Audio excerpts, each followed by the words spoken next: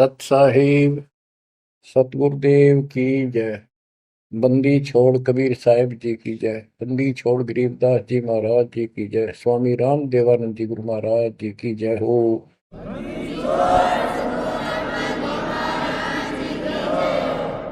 सर्व संतों की जय, सर्व भक्तों की जय, धर्मी पुरुषों की जय। श्री काशी धाम की जय, श्री सुडानी धाम की जय, श्री क्रोथा धाम की जय, श्री बरवाड़ा धाम की जय। सत साहिब परम पिता परमात्मा कबीर जी की सीम कृपा से बच्चों आपको सूक्ष्म वेद का ज्ञान प्राप्त है। आप सूक्ष्म वेद बांच रहे हो, सूक्ष्म वेद सुन रहे हो, पढ़ रहे हो। ऋग यजु है श्याम अथर्व, चारों वेद चितभंगी रे। सूक्ष्म वेद बांच साहेब का, सोहंसा सतसंगी रे। सूक्ष्म वेद बांच साहेब का, सोहंसा सतसंगी रे। तीन लोक और भवन चतुर्दश, कोई नहीं सत्संगी। बच्चों ये बातें यदि आप पहले सुनते, आपको यह सब प्रमाण, ये संपूर्ण ज्ञान प्राप्त ना होता तो आपका माथा ठनका हो, आपके मन में सौ सौ दोष दास के प्रति आते। ये यूं पता नहीं क्या बकवास करता है, क्या किसी को भी ज्ञान नहीं। यही शंका आदरणीय धर्मदास साहिब जी की मन में आई थी संत जी के,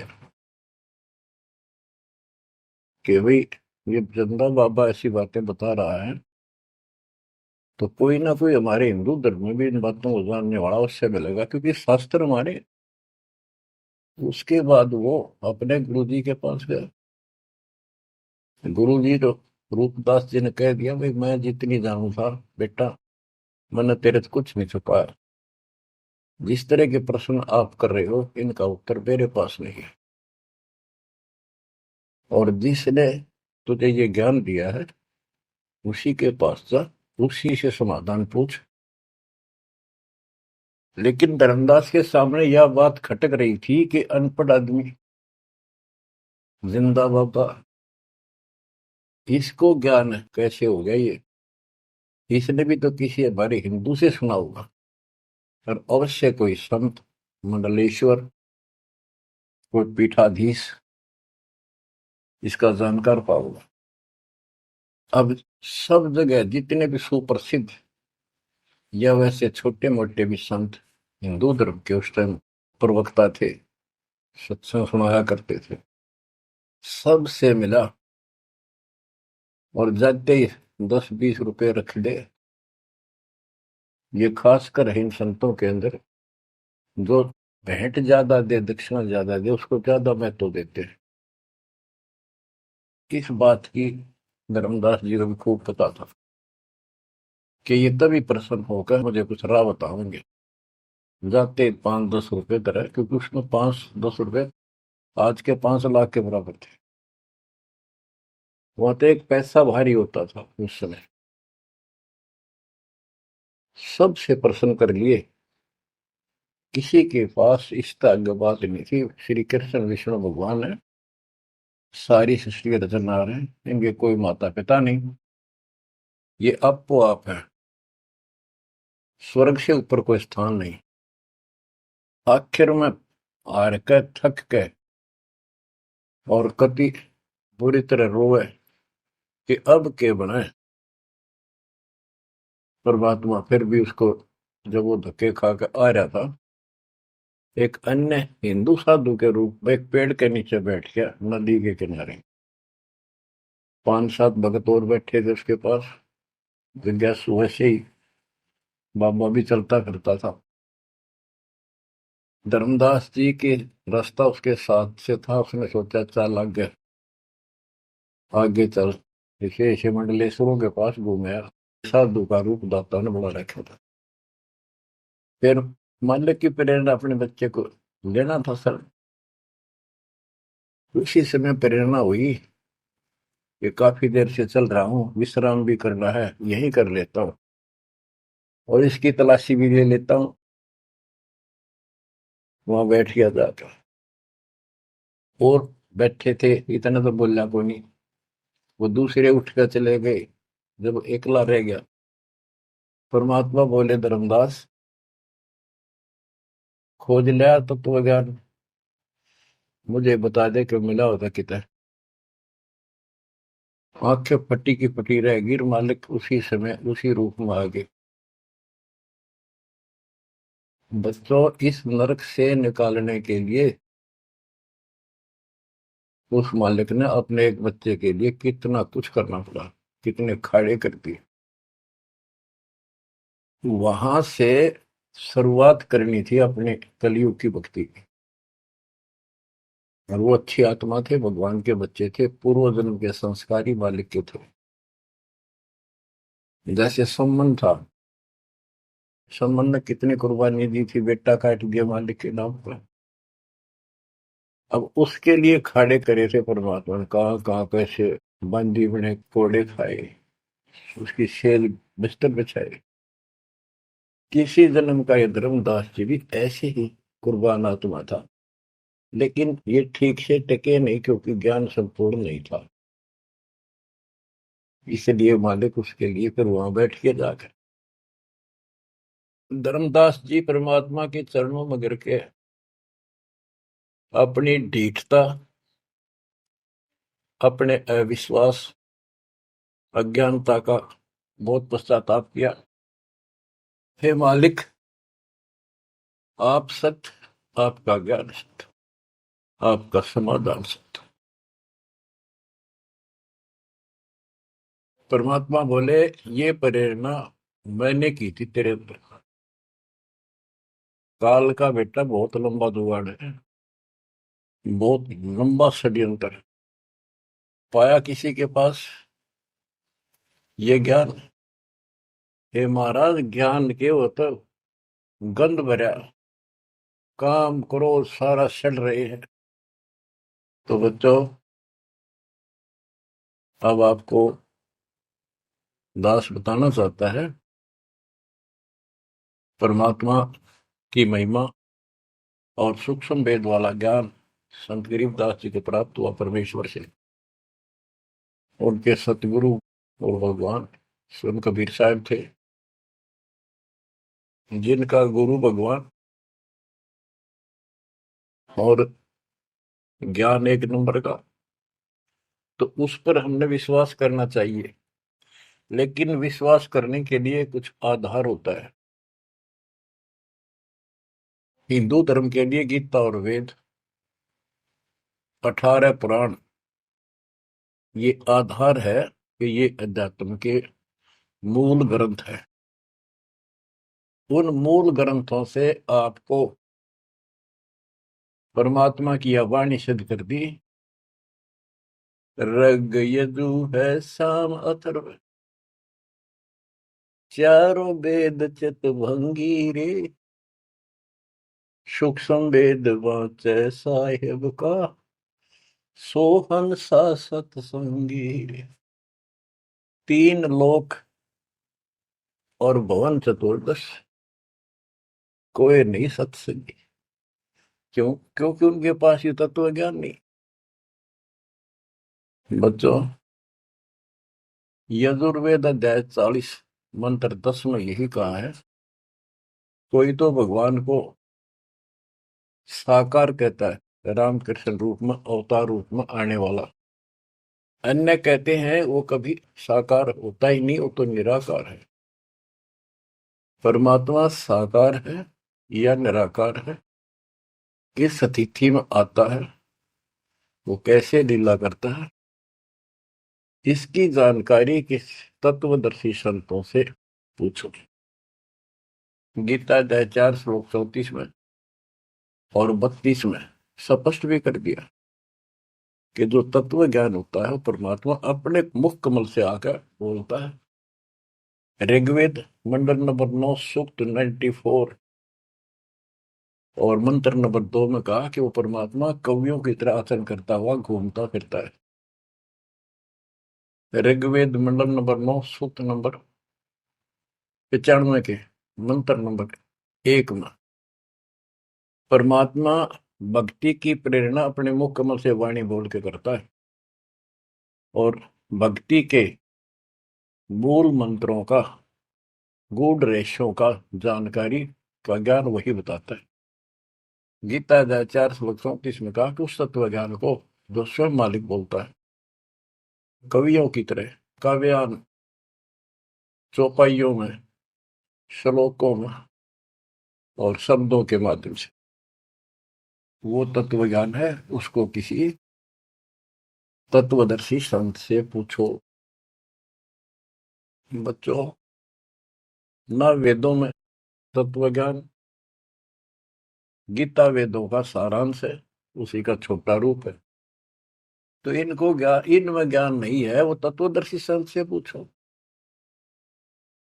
वो तत्वदर्शी संत की पहचान श्रीमद् भगवत गीता अध्याय नंबर 15 श्लोक 1 में बता है कि ऊपर को मूल, ये तो मूल मालिक सारी सृष्टि का रचने वाला समझो, संसार रूपी वृक्ष है जिसकी ऊपर को जड़ है और नीचे को 3 गुण रूपी शाखा है।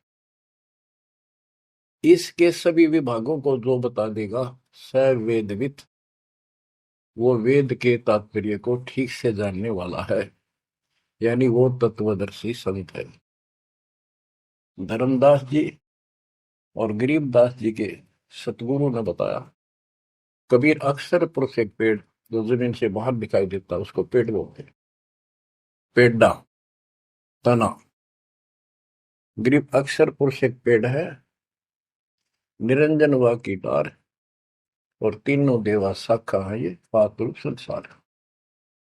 फिर तपस कर दिया कबीर, एक के साध्य सब सदर, सब साध्य सबदा, माली शीचे मूल को फल फुल अगा। सभी parts of the tree, works के सभी विभाग बता दिए कि तना अक्षर पुरुष है, डार ये क्षर पुरुष है, क्षर पुरुष, और तीनों देव आरद गुण ब्रह्मा सत्पुरुष विष्णु गुण शिव जी रूपी शाखाएं और पात रूप संसार। तो बच्चों, फिर साथ में ये समाधान भी कर दिया कि एक का साध्य सब सद है, यानी मूल को पूजो, उसको इष्ट रूप में मानो, उसके बाद अपने अनुष्ठान करो, साधना करो। जो आपको प्रथम मंत्र दिया जाता है, इसमें प्रथम और लास्ट वाले मंत्र को छोड़कर सारे इन्हीं शाखाओं वाले मंत्र है। और गीता अध्याय 3 श्लोक 10 से लेकर 15 तक ये स्पष्ट किया है कि शास्त्र अनुकूल धार्मिक अनुष्ठान यज्ञ करने से वो सही भक्ति मानी जाती है। इन यज्ञों के द्वारा इन देवताओं को बढ़ाओ, ये यज्ञ से बढ़े हुए देवता तुम्हें बिना मांगे ही सब कुछ देते रहेंगे। और उस परम अक्षर पूर्ण परमात्मा को इष्ट रूप में प्रतिष्ठित करके फिर सारे धार्मिक अनुष्ठान करो। कहते हैं सब प्राणियों की उत्पत्ति अन्न से होती है, अन्न वर्षा से होता है।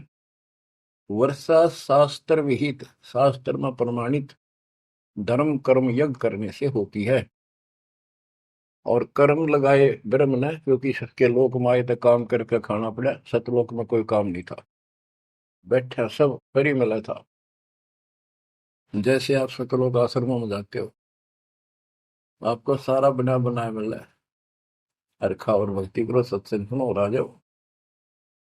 फिर बताया है कि सभी प्राणियों की उत्पत्ति अन्न से होती है, अन्न वर्षा से होता है। वर्षा शास्त्र विहित, शास्त्रों के अनुसार किए गए अनुष्ठानों से होती है, यज्ञ से होती है। और यज्ञ शास्त्र अनुकूल कर्मों से होती है। कर्म लगाए ब्रह्म ने, ब्रह्म की उत्पत्ति हुई अक्षर पुरुष से,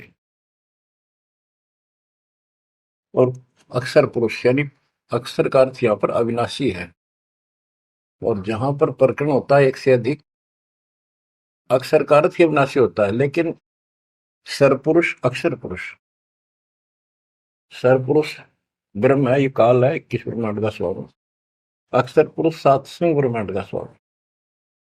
और फिर परम अक्षर ब्रह्म क्यों कहा, परम अक्षर पुरुष,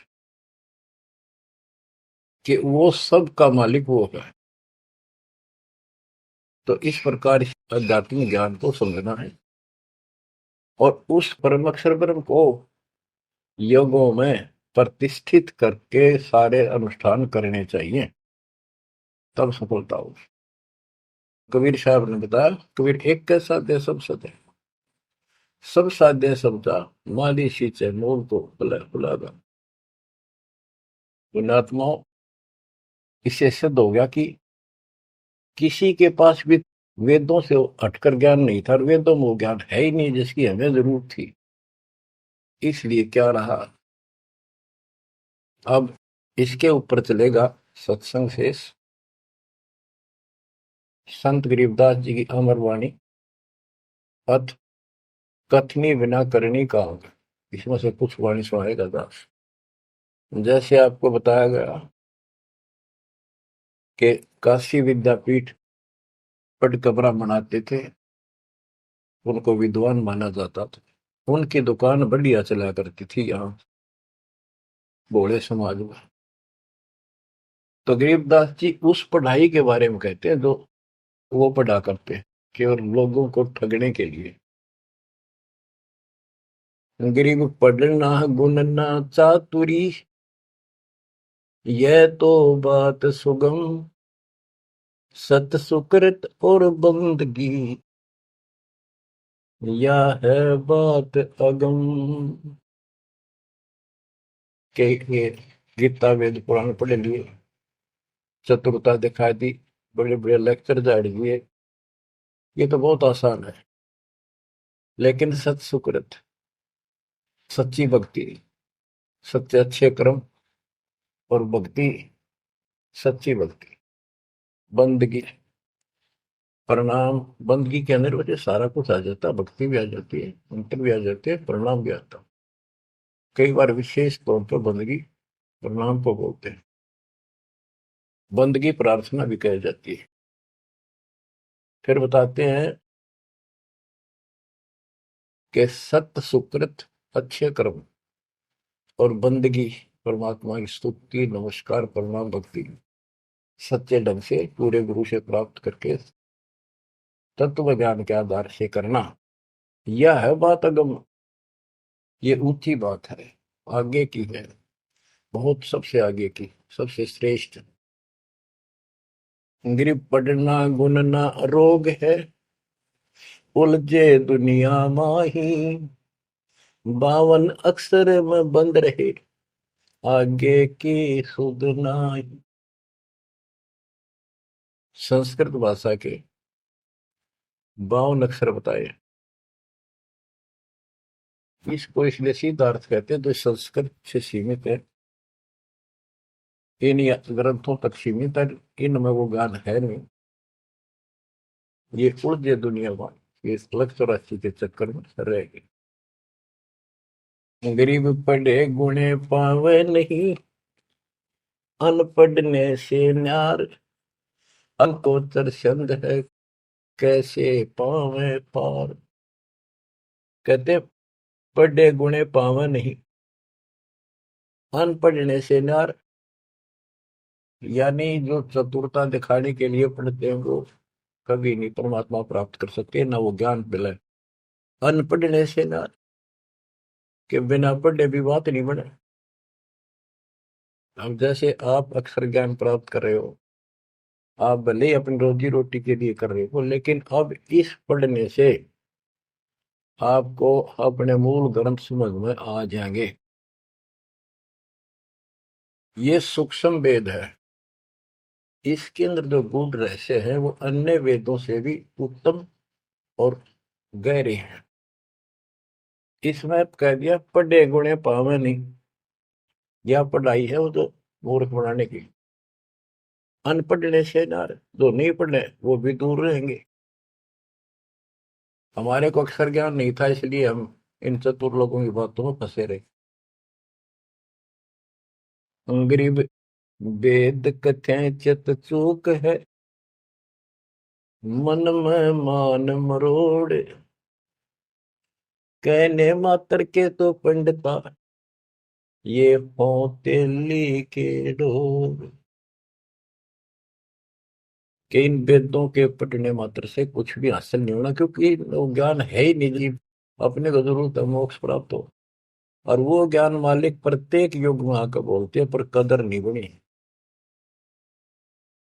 गरीब वेद कथे चित चूक है, मन में मान मरोड़, अहंकार, और कहने मात्र के तो पंडित है, ये वो दिल्ली के ढोल के 84 लाख योगियों में जाएंगे। अब जैसे एक बहुत ही अच्छा उदाहरण दिया संत गरीबदास जी ने, बच्चों ये गाना बजाना समय के अनुसार शब्द भी सुनाए जाते हैं, और ये कड़वी गोली भी खिलाई जाएगी, तभी ये रोग कटेगा। सारा ट्रीटमेंट कंप्लीट करना पड़ता है। अब ध्यान से सुनो। पुराने समय में तिलों से तेल निकाला जाता था।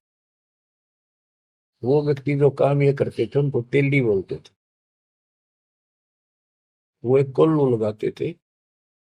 वो कोल्लू एक मशीन होती है, जिसमें 3 4 गिरारी सी होती, मोटी मोटी भारी भारी, और उसके ऊपर एक ऐसा पात्र लगा होता है जिसमें नीचे सुराख होता है, और उसमें सरसों डाल दी, तिल डाल दिए, वो धीरे धीरे नीचे जाता रहता। कोल्लू चलता है एक लंबे लकड़, लंबा लकड़, कम से कम भी 15 20 फुट लंबा। उस कोल्लू को चलाने के लिए एक लंबा लकड़ फंसा के, और उस लकड़ को पाट बोलो हमें, लाट पाट, उसको बैल से चलाया जाता था। और वो बैल उस लकड़ की जितनी लंबाई होती है उसके में ही सर्कल में घूमना होता था उसको। वो सर्कल होता था, उसके एक सर्कल में घूमता था, सेम कति फिक्स्ड होता था उसका डायमीटर। उसी परिधि में वो बैल घूमता रहता था, और उधर से कोल्लू चलने से तेल निकलता। उस कोल्लू को चलाने के लिए एक बैल का प्रयोग किया जाता था। वो उस लकड़ लंबे लठ, 15 20 फुट 25 फुट लंबे लठ के एंड पे लास्ट में एक कुंडा डाल कर उसमें रस्सा बांध कर, और उस बैल के दोनों तरफ कंधे से बांध दिए जाते थे रस्से, और उसको चलाया जाता था। तब वो कोल्लू घूमता था, और उसमें डाले हुए सरसों या तिल, उनका तेल निकलकर बाहर आता था। वो तेली कहलाता था, और उसको खींचने वाला तेली का बैल का है। उस बैल के आंखों पर पट्टी बांध दिया करते थे, और एक आदमी उसके पीछे होकर 2 3 बार उसका लठ मारता जोर के, और वो बहुत तेज चलता। तो फिर उसको ये भय हो जाता कि लठ हड़ा तेरे पीछे पीछे है। वो अपने आप स्पीड में रहता था, और इस तरह वो सारा दिन चलता था। बीच में थोड़ी बहुत देर पानी पिला दिया, चारा खिला दिया, फिर जोड़ दिया जाता। तो उसका केवल सीमित दायरा था, उससे 12 कदम भी नहीं जा सकता था वो। अब इसके ऊपर ये कुछ वाणियां आपको समझाने के लिए बताना पड़ा। इतना गजब का ज्ञान दिया इसमें, 100 का 100 सत्य है। गरीब वेद कथे चित चूक है, मन में मान मरोड़, कहने मात्र के तो पिंडता, ये हो तेली के डोर। ये अगले जन्म में तेली के बैल बनेंगे। एक तो उदाहरण ये दिया है कि वो साधना ठीक नहीं करते तो शुद्ध नहीं हो जाएगा। फिर पीछे तू पशुआ की जय, गद्दा बैल बनाई, ये 56 भोग कहाँ मन भोरे, कहीं कुरड़ी चरने जाई। इस वाणी का तो ये अर्थ है। अब इसके ऊपर आगे देखो। गरीब आंख बंद है दिखे नहीं, चल मारो मार, तेली के तो बैल को घर ही कोस हजार, के आंख बांध दी बैल की और डरता चालो मारो मार, वो स्पीड पे चलता रहता। उस तेली के बैल को उस सर्कल के अंदर ही सारा दिन, एक महीने में 50,000 कोस एक महीने में तय कर देता, यानी एक कोस 3 किलोमीटर, यानी 1.5 लाख किलोमीटर वो एक महीने में पूरे कर देता। उसमें चल चल के इतना सफर तय कर लेता, रहता वही ठेकान, एक कदम उससे बाहर नहीं जाता। बच्चों ये स्पिरिचुअल लेक्चर है या आध्यात्मिक घंटी दे रहा हूं आपकी स्कूल की, जिसको ऐसे समझाने से आपके अंतःकरण में योगदान रचेगा।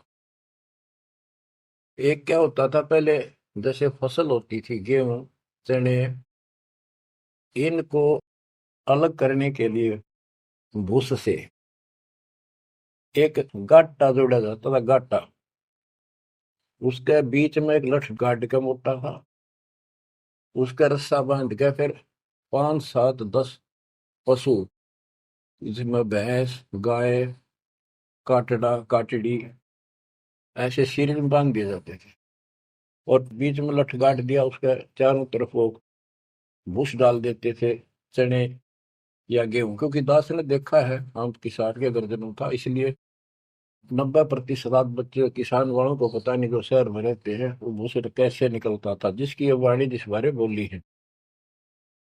अब तो मशीनों से निकल जाता, कट कट कट कट 6 घंटे में, पहले महीना महीना लगे रहा करते।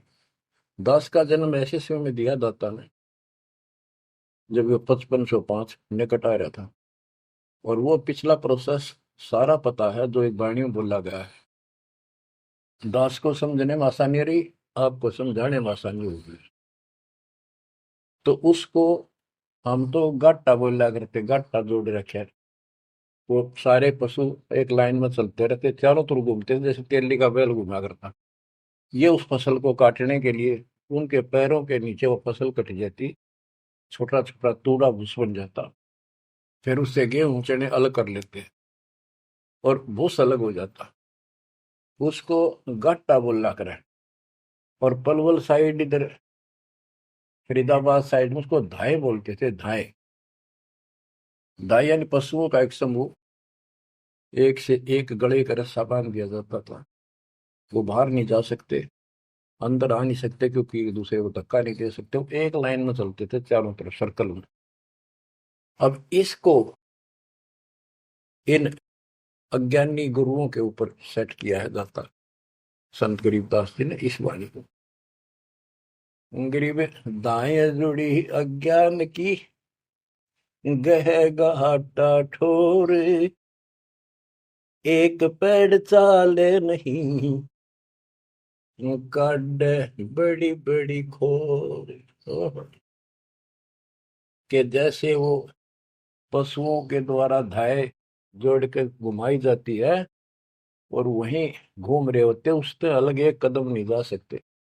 तो जितने भी ये संत हैं, इन्होंने अपने अपने चेले बांध रखे, अपने अज्ञान वाले लटके, गुरु बनकर बैठ गया, और उसको पशु बांध रखे, पशु पुत्र। वो इस जन्म मरण के चक्कर में यही गाटा गा रहे हैं, यही दाएं चल रही है उनकी। एक पेड़ चाले नहीं, और कड है बड़ी बड़ी खोर, खोर मैंने बड़े बड़े कदम रखे, तेजी से चलना, पाथे डंडे लगे होंगे।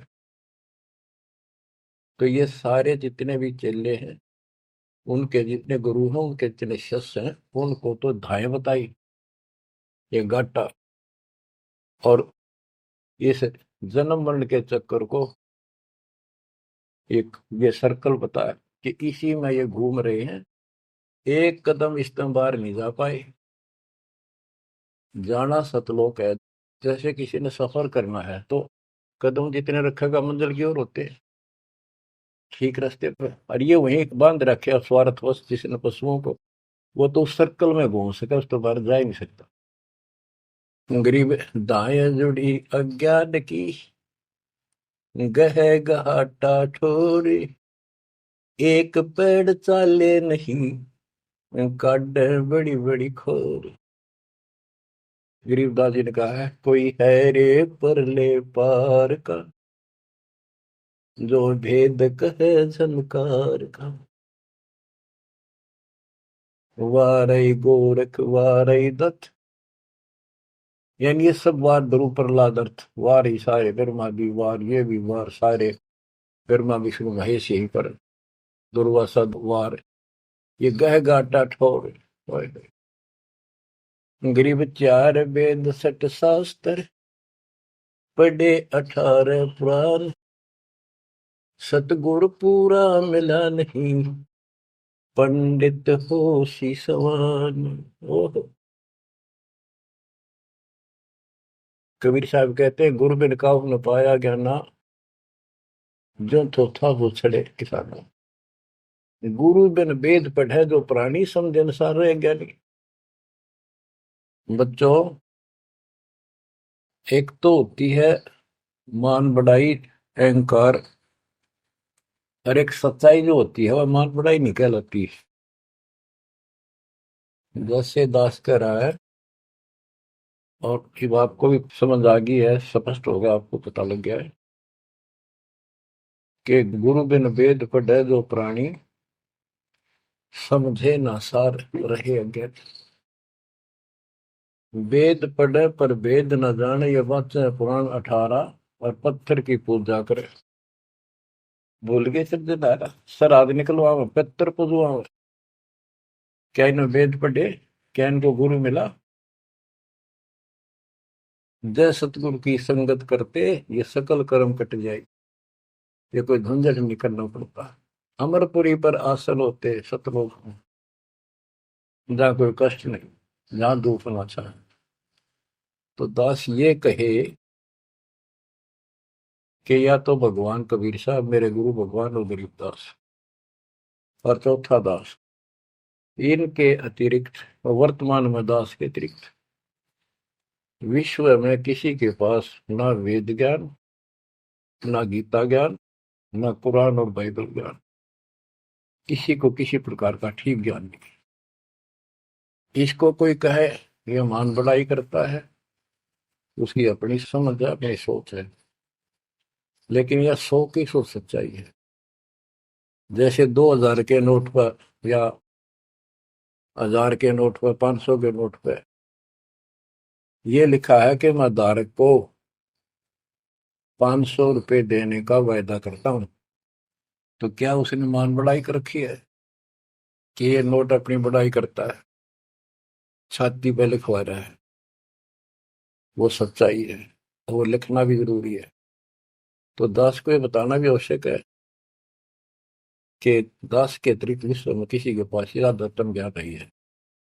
ना वेद ज्ञान ठीक है, ना गीता ज्ञान ठीक है, ना पुराणों को जानते, ना पुराण वाले कुरान को ठीक से सुनते, नहीं बाइबल वाले बाइबल को ठीक से।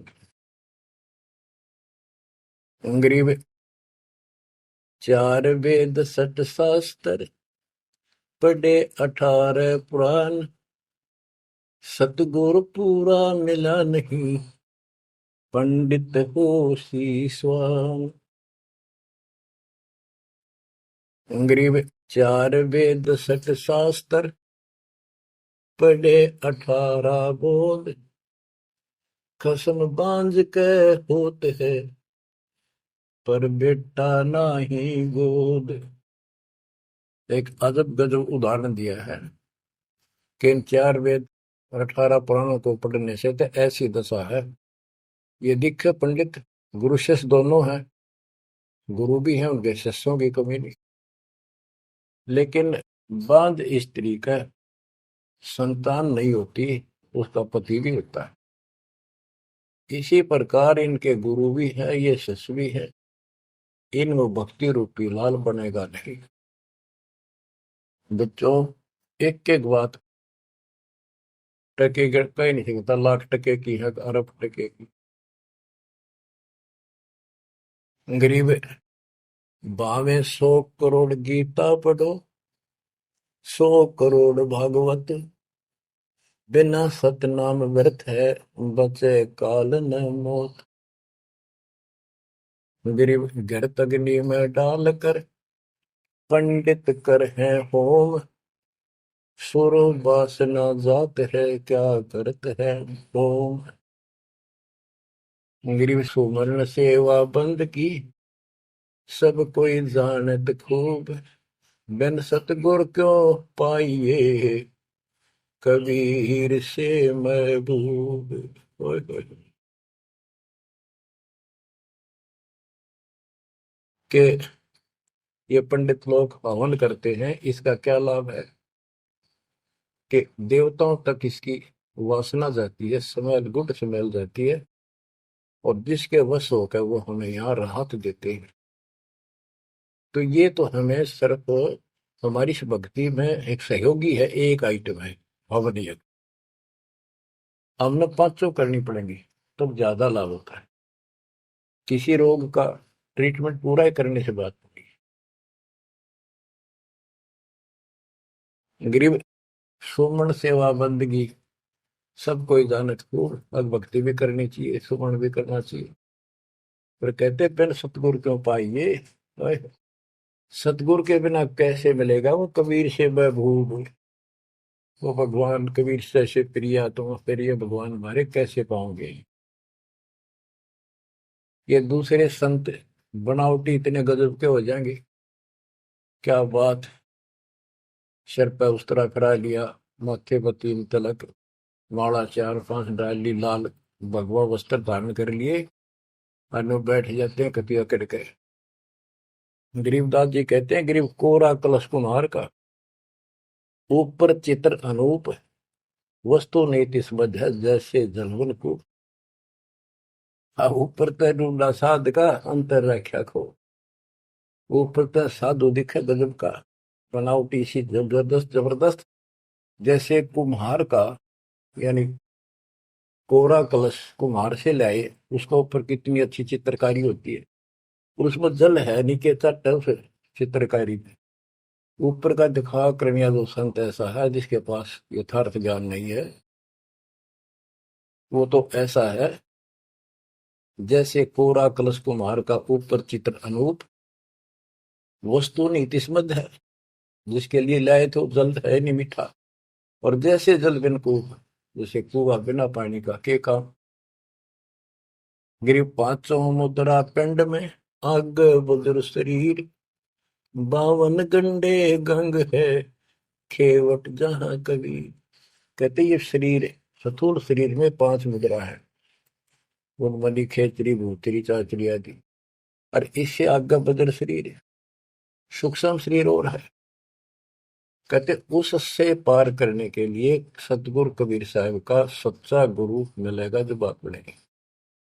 गरीब नाम सार है निर्मला, सार नाम ये निर्मल है, पाक नूर निर्वाण, दास गरीब कबीर को भक्ति दी है दान।